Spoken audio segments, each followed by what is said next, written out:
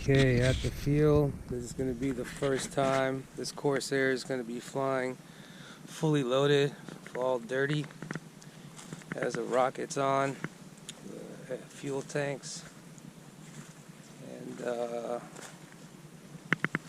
just to go over what I did. Oh yeah, I painted the rockets.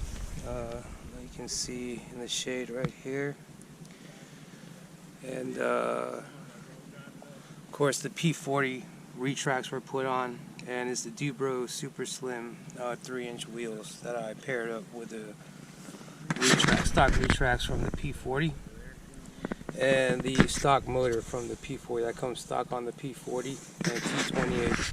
The 650 kV motor was put in here. I had to open up the center here to allow the head of the motor to pop out. And the next clip up will be first flight, fully dirty.